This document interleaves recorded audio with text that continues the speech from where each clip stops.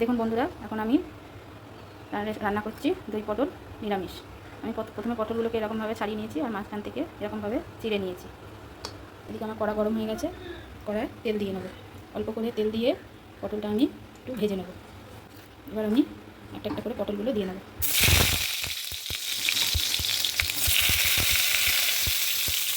এবার অল্প করে একটু হলুদ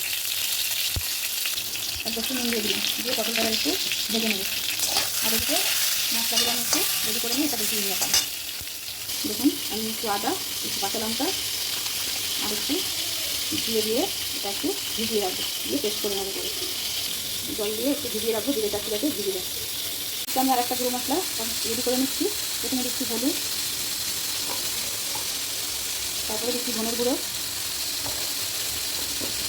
তারপরে দেবো অল্প করে একটু লঙ্কার গুঁড়ো আর দেবো একটু জিরে গুঁড়ো। জল দিয়ে এটা একটু ভিজিয়ে রেখে দেবো কিছুক্ষণ। দেখুন আমার পটলটা ভাজা হয়ে গেছে, এবার আমি উঠিয়ে নেব। এটা আমি আর একটু তেল দিয়ে নিচ্ছি অল্প করে, শুকনো লঙ্কা, তারপরে দেবো একটু গোটা জিরে ফোড়ন। এবার আমি এতে এই আদা জিরে আর লঙ্কাটা বেটে নিয়েছি, এটা আমি এই তেলে ঢেলে দেবো।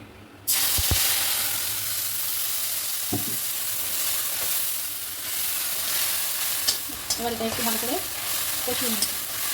যেহেতু নিরামিষ তাই জন্য আদা জিরে লঙ্কা বাটা ভালো করে কষিয়ে নিতে হবে, যাতে লঙ্কা কাঁচা গন্ধটা চলে যায়। দেখুন আমার এই মশলাটা ভালো করে কষানো হয়ে গেছে আর কাঁচা লঙ্কার গন্ধটাও চলে গেছে, কাঁচা গন্ধটা। এবারে আমি আরেকটা যে মশলা রেডি করে রেখেছিলাম ওই মশলাটাও এর মধ্যে দিয়ে দেবো আর সবটাই এবার ভালো করে কষিয়ে নেবো। আর এতে এবার একটু নুন দিয়ে দিচ্ছি।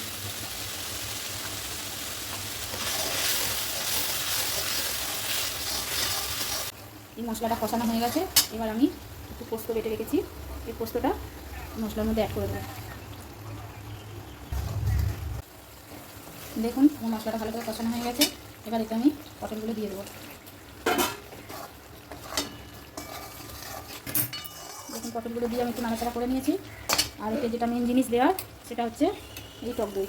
টক দইটা আমি ভালো করে চেপিয়ে নিয়েছি। এবার গ্যাসের ফ্লেমটা আস্তে করে দিয়ে টক দইটা আমি এর মধ্যে দিয়ে দেবো।